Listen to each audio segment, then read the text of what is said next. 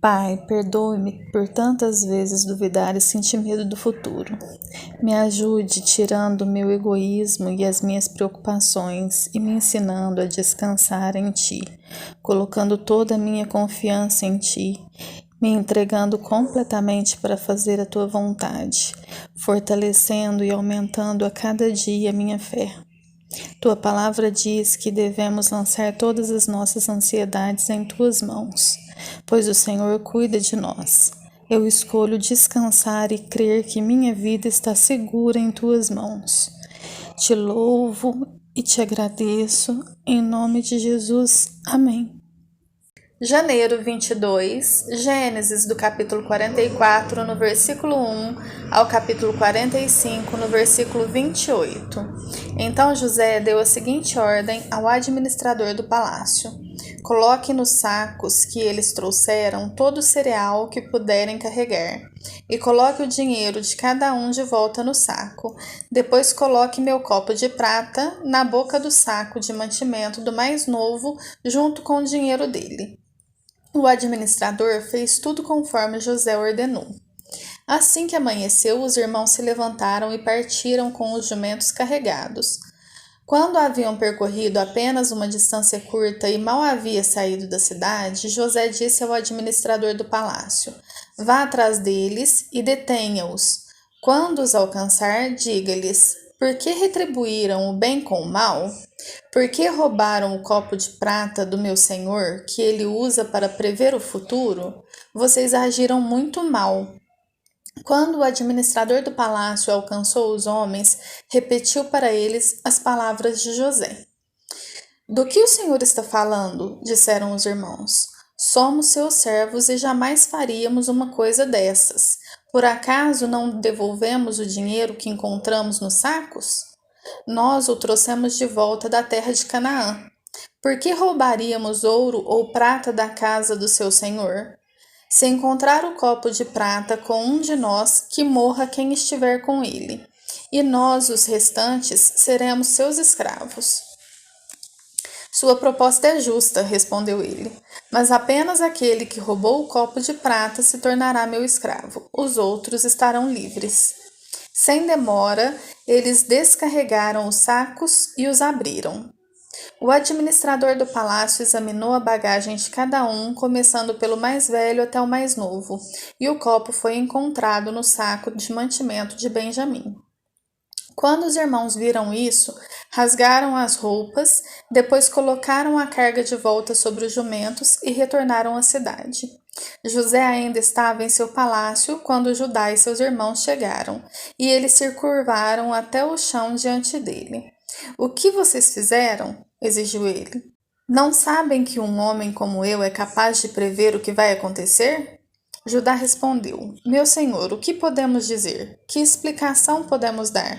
Como podemos provar nossa inocência? Deus está nos castigando por causa de nossa maldade.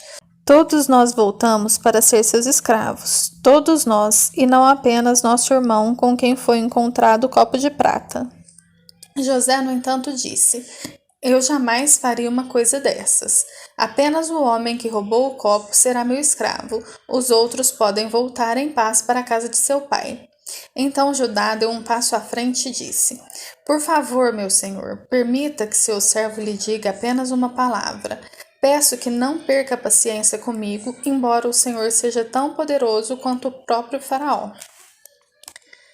Meu senhor perguntou a nós, seus servos: você tem pai ou irmão? E nós respondemos: sim, meu senhor, nosso pai é idoso e tem um filho mais novo nascido em sua velhice. O irmão desse filho, por parte de pai e mãe, morreu. Ele é o único filho de sua mãe e nosso pai o ama muito. O Senhor nos disse: tragam-no aqui para que eu possa vê-lo com os próprios olhos. E nós respondemos: meu senhor, o rapaz não pode deixar o pai, pois se o fizesse, o pai morreria. Mas o Senhor nos disse: vocês não me verão novamente se não trouxerem seu irmão. Assim voltamos para o seu servo, nosso pai, e contamos a ele o que o Senhor tinha dito.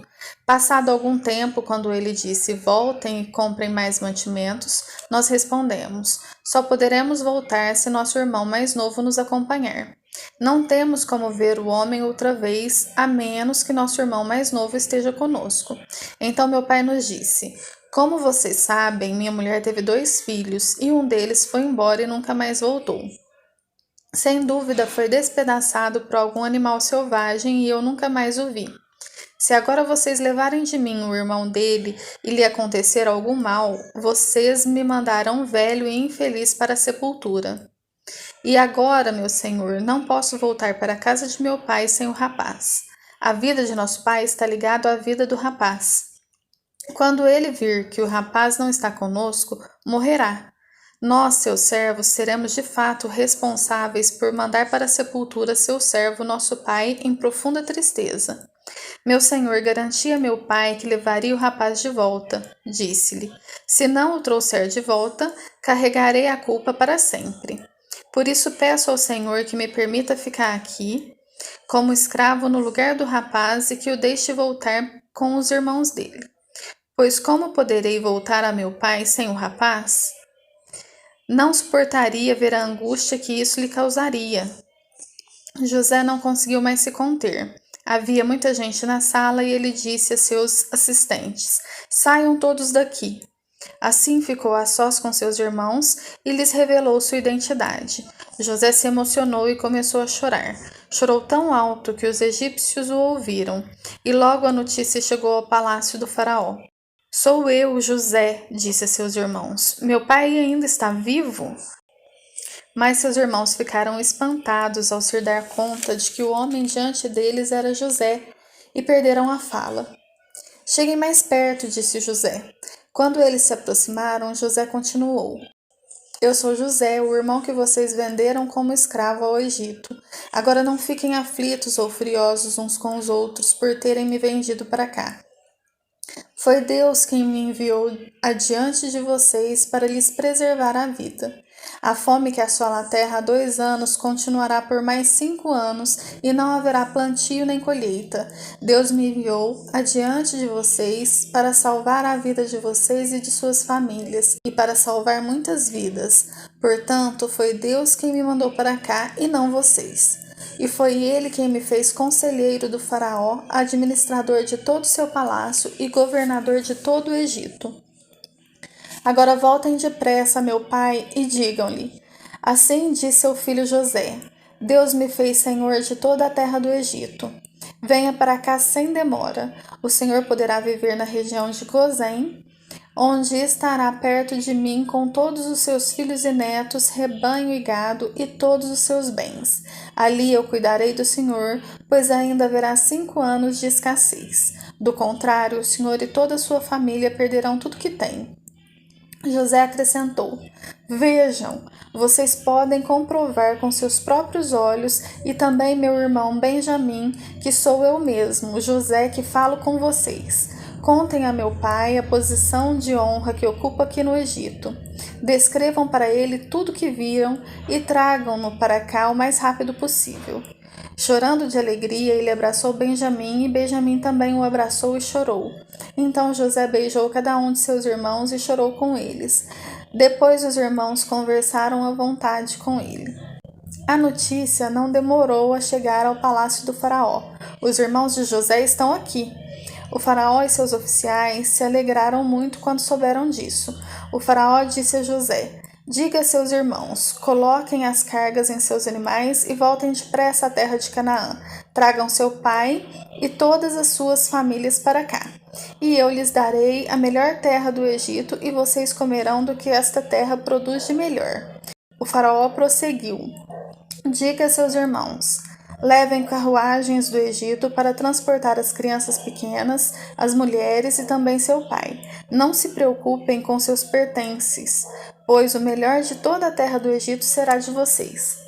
Os filhos de Jacó seguiram essas instruções. José providenciou carruagens, conforme o faraó havia ordenado, e lhes deu mantimentos para a viagem. Também presenteou cada irmão com um traje novo, mas a Benjamim deu 5 roupas novas e 300 peças de prata. E a seu pai enviou 10 jumentos carregados com os melhores produtos do Egito e 10 jumentos carregados com cereais, pães e outros mantimentos para a viagem. Depois José se despediu de seus irmãos e, enquanto partiam, disse a eles: Não briguem no caminho por causa do que aconteceu. Eles saíram do Egito e voltaram a seu pai Jacó na terra de Canaã. José ainda está vivo, eles disseram a seu pai. É o governador de toda a terra do Egito. Jacó ficou atônito com a notícia. Não podia acreditar. Quando, porém, repetiram para Jacó tudo o que José lhes tinha dito, e quando ele viu as carruagens que José havia mandado para levá-lo, encheu-se de ânimo. Então Jacó exclamou: Deve ser verdade, meu filho José está vivo. Preciso ir vê-lo antes que eu morra. Mateus, do capítulo 14, no versículo 13 até o versículo 36. Logo que Jesus ouviu a notícia, partiu do barco para um lugar isolado a fim de ficar só.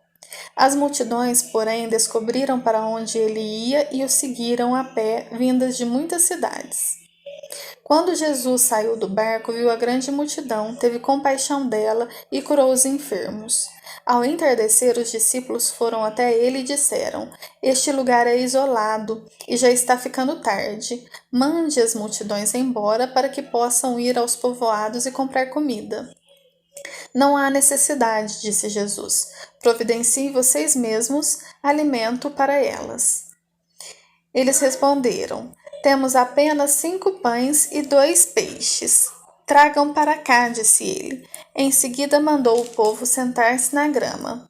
Tomou os 5 pães e os 2 peixes, olhou para o céu e os abençoou. Então partiu os pães em pedaços e os entregou a seus discípulos para que distribuíssem às multidões. Todos comeram à vontade e os discípulos recolheram 12 cestos com as sobras. Os que comeram foram cerca de 5.000 homens, sem contar mulheres e crianças. Logo em seguida, Jesus insistiu com seus discípulos que voltassem ao barco e atravessassem até o outro lado do mar, enquanto ele despedia as multidões. Depois de mandá-las para casa, Jesus subiu sozinho ao monte a fim de orar. Quando anoiteceu, ele ainda estava ali sozinho. Enquanto isso, os discípulos distantes da terra firme lutavam contra as ondas, pois um vento forte havia se levantado. Por volta das 3 da madrugada, Jesus foi até eles caminhando sobre as águas. Quando os discípulos o viram caminhando sobre as águas, ficaram aterrorizados. É um fantasma! Gritaram, cheios de medo. Imediatamente, porém, Jesus lhes disse: Não tenham medo, coragem, sou eu. Então Pedro gritou: Se é realmente o Senhor, ordene que eu vá caminhando sobre as águas até onde está. Venha, respondeu Jesus. Então Pedro desceu do barco e caminhou sobre as águas em direção a Jesus. Mas quando reparou no vento forte e nas ondas, ficou aterrorizado. Começou a afundar e gritou: Senhor, salva-me! No mesmo instante, Jesus estendeu a mão e o segurou. Como é pequena a sua fé, disse ele. Por que você duvidou? Quando entraram no barco, o vento parou. Então os outros discípulos adoraram e exclamaram: De fato, o Senhor é Filho de Deus. Depois de atravessarem o mar, chegaram a Genezaré. Quando o povo reconheceu Jesus, a notícia de sua chegada se espalhou rapidamente por toda a região, e trouxeram os enfermos para que fossem curados. Suplicavam que ele deixassem os enfermos apenas tocar na borda de seu manto, e todos que o tocavam eram curados. Salmos capítulo 18, do versículo 37 até o versículo 50. Persegui meus inimigos e os alcancei. Não retornei enquanto não foram derrotados. Eu os feri até que não pudessem se levantar. Tombaram diante de meus pés. Tu me armaste fortemente para a batalha. Ajoelhaste meus inimigos diante de mim. Puseste o pescoço deles sob meus pés. Destruí todos que me odiavam. Pediram ajuda, mas ninguém os socorreu. Clamaram ao Senhor, mas ele não respondeu. Eu os moí tão fino como o pó da terra. Eu os lancei fora como a lama das ruas. Tu me livraste de meus acusadores e me puseste como governante das nações. Povos que eu não conhecia agora me servem. Rendem-se assim que ouvem sobre meus feitos. Nações estrangeiras se encolhem diante de mim. Todos eles perdem a coragem e tremendo saem de suas fortalezas. O Senhor vive, louvado seja a minha rocha, exaltado seja o Deus de minha salvação. Ele é o Deus que se vinga dos que me fazem mal. Sujeita as nações ao meu poder e me livra de meus adversários. Tu me mantens em segurança fora do alcance de meus inimigos. De homens violentos me livras. Por isso, ó Senhor, te louvarei entre as nações. Sim, cantarei louvores ao teu nome. Concede grandes vitórias ao teu rei e mostra amor por teu ungido, por Davi e por todos os seus descendentes para sempre. Provérbios do capítulo 4, no versículo 11 até o versículo 13. Eu lhe ensinarei o caminho da sabedoria e o conduzirei por uma estrada reta. Quando andar por ela, nada o deterá. Quando correr, não tropeçará. Apegue-se às minhas instruções e não as solte. Guarde-as bem, pois são a chave da vida.